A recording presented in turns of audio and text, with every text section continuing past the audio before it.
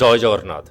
आज मु आपन को एमिति एक भूतिया कहानी कहबी जोटा शुणिला परे हुए तो आपण राति घर बाहर को बाहर को डरबे। आउ जदि आपण कमजोर हार्टर ताहले एही भिडियोटी आपण नुहे। एही भिडियोटी को आपण स्किप करि परिबे। से दिन राति अभिषेक सांगरे जहा घटिथिला सेटा केवल साहसी लोक ही शुणी परिबे।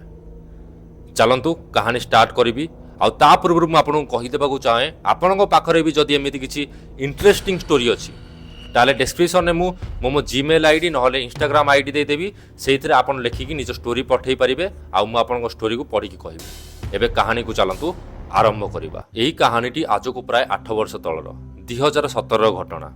अभिषेक बोली गोटे पिलाटीए ताकू सेटाले 18 वर्ष होई थाए।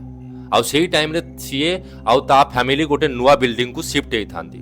आउ से नुआ बिल्डिंग रो इनागुरेशन भी हेई न थाए, माने उद्घाटन हेई न थाए। उद्घाटन 10 दिन परे थाए। तो एमाने 10 दिन रहंती सेठी। तो अभिषेक रो 10 दिन भितर गुड़ाई जन सांग भी हेई जांती सेठी। तो कौन हुए ना 10 दिन पर इनागुरेशन हुए, उद्घाटन सेरेमनी हुए। तो से उद्घाटन सेरेमनी परे अभिषेक आउ ता सांग माने सब डिसाइड करंती जे आज जेतेले उद्घाटन सरीबो राति रे माने जो भोजी भोजी खाई सब जेंती घर को पळेबे तापरे आमे गोटे नाइट आउट मारिबा, गाड़ी धरिकी जिबा, बुलाबुली करिकी पूरा आसीबा। ठीक अछि। तो समस्त सांग राजी हेइतिले। आउ धीरे धीरे एमती उद्घाटन सेरेमनी चली भोजी भात होता।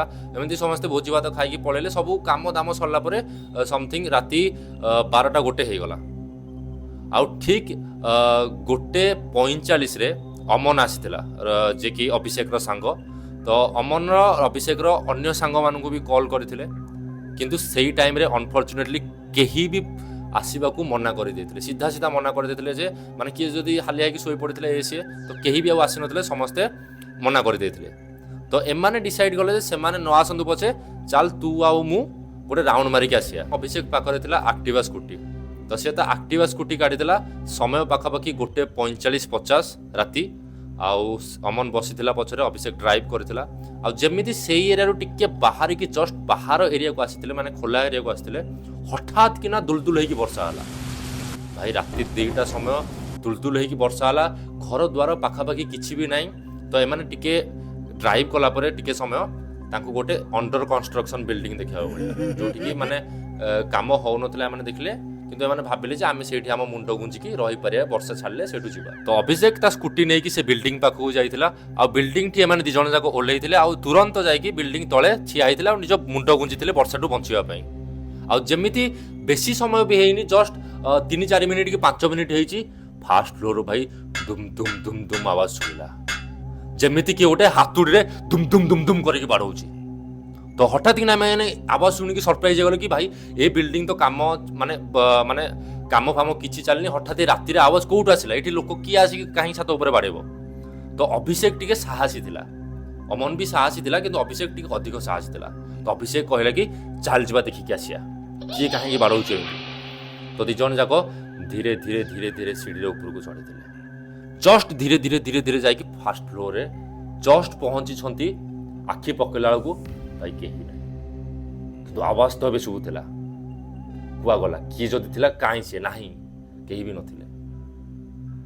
तो एतिकी रे 2 जण जाक मुह को चाहा चुईछंती। अभिषेक अमन मुह को चाहिछि, अमन अभिषेक मुह को चाहिछि। सेतिकी बेले भाई सेकेंड फ्लोर पुणी से आवाज, पुणी किए हाथुड़ी बाड़ेला भाया साउंड आसिला। तो एमाने बेसी किछि भाबिबा पूर्व पुणी चढ़ी चले सेकेंड फ्लोर पे। आ जेतले सेकेंड फ्लोर को जाइए देखिथिले पुणी के। तो एमाने टिके समय आश्चर्य तो हेइथिले, डर भी लागिथिला, किंतु एमाने टिके साहस बांधिले। आ ऊपर को न जाइकी सीधा तळु को आसी गले। आ तळु को आसी पुणी से ठिया आइछंती। एतळु को वर्षा भी बढ़ी गलानी। आ समय अध घंटा पाखापाखि हो गलानी। मु आपनको 2:15 कथा कहूली, किंतु एबे समय पाखापाखि 2:45 2:50 माने 3टा पाखापाखि समय हो गलानी। एमाने आउ 5-7 मिनिट से ठियाले काहे ना एते जोरे वर्षा पकौतला, किछि भी देखा जाउ नतला। तो एमाने कुआडे जिवे। तो एमाने भाबिथिले बोधे आम मनर भ्रम होइतिबो, सेति आमे डर लागुची। तो टिके समय रहि जिबा। आ सेही टाइम रे आवाज भी आसु नतला। किंतु जेमिति 3टा बेला समय हैला पुणी ठक ठक ठक ठक है कि पुणी आवाज सुनिला। आ जमिति आवाज सुबिची अभिषेक मनरे पूरा क्यूरियोसिटी, माने से पूरा माने ये भाबिला जे मु निहाती एई आवाज किए करूची, मु निहाती जाइकी देखिकी आसीबी, जोटा कि थिला तार सबुठु बड़ भूल। ଆଉ ସେ ଅମନକୁ କହିଥିଲା ତୁ ଏଇ ତଳେ ଠିଆ ହ, ମୁଁ ଏକେଲା ଉପରକୁ ଯିବି, ଆଉ ଯଦି ତଳେ କିଛି ଆକ୍ଟିଭିଟି ଦେଖିବାକୁ ମିଳିଲା ତାହେଲେ ତୁ ଭିଡ଼ିଓ ରେକର୍ଡିଂ କରିବୁ ନିଜ ଫୋନରେ, ନହେଲେ ମୋତେ ଡାଇରେକ୍ଟ ଜୋର ଚିଲେଇକି ଆବାଜ ଦେବୁ। ଏତିକି କହିକି ଅଭିଷେକ ଚାଲିଲା ଉପରକୁ। ଆଉ ଉପରକୁ ଯାଇଛି, ଉପରକୁ ଯାଇବାର କିଛି ସମୟ ହେଇଛି, 30-40 ସେକେଣ୍ଡ କି 50 ସେକେଣ୍ଡ ହେଇଥିବ। ଅଭିଷେକ ଜୋରରେ ତଳକୁ ଦୌଡ଼ିକି ଆସିଲା, ଆଉ ଦୌଡ଼ିକି ଆସିଲା ପୁରା ଡରିକି ଥିଲା। ଅମନ ପଚାରିଲା କ'ଣ ପାଇଁ ଏମିତି ଡରିକି ଅଛୁ, କ'ଣ ପାଇଁ ଏମିତି ଦୌଡ଼ିକି ଆସିଲୁ? ଅଭିଷେକ କିଛି କହିବା ପୂର୍ବରୁ, କିଛି ମାନେ ତାକୁ ଏ ବିଷୟରେ କହିବା ପୂର୍ବରୁ ଅଭିଷେକ କହିଥିଲା ଯେ ଚାଲ ଏଇଠୁ ଶୀଘ୍ର ଆମେ ପଳେଇବା, ଶୀଘ୍ର ଚାଲ ଏଇଠୁ ପଳେଇବା, ଏଇଠି ରହିବା ଆମ ପାଇଁ ସେଫ୍ ନୁହଁ। ତ ଏତିକି କହିକି ଦି ଜଣ ଯାକ ହଠାତ୍ କିନା ବାହାରିଥିଲେ। ବର୍ଷା ବହୁତ ଜୋରରେ ପକାଉଛି, ଆସିବା କଣ୍ଡିସନରେ ବି ନଥିଲା, ଏତେ ବର୍ଷା ପକାଉଛି। କିନ୍ତୁ ଅଭିଷେକ ଏତେ ଜୋରରେ ଡରି ଯାଇଛି ବୋଲି ଅମନ ଦେଖିକି ଅମନ ଆସିବାକୁ ରେଡି ହେଇଗଲା। ଆଉ ସ୍କୁଟି ଅମନ ନିଜେ ଅମନ କାଢ଼ିଥିଲା, ଅଭିଷେକକୁ ଆଉ ଚଲେଇବାକୁ ଦେଇନଥିଲା। ଅମନ କାଢ଼ିଥିଲା, ଅଭିଷେକ ପଛରେ ବସିଲା। ଆଉ ଧୀରେ ଧୀରେ, କାହିଁକିନା ଯେହେତୁ ଭିଜିବିଲିଟି ନାହିଁ, ଏତେ ଜୋରରେ ବର୍ଷା ପକାଉଛି, ଜୋରରେ ବି ଚଲେଇବା ସମ୍ଭବ ନୁହଁ, ଧୀରେ ଧୀରେ ଧୀରେ ଧୀରେ ଚଲେଇକି ଆସିଲା। ଆଉ ଅଭିଷେକର ଅବସ୍ଥା କହିଲେ ନ ସରେ, ସେ ଡରିକି ପୁରା ସେଇ ଟାଇମ୍ରେ ଥରୁଥାଏ।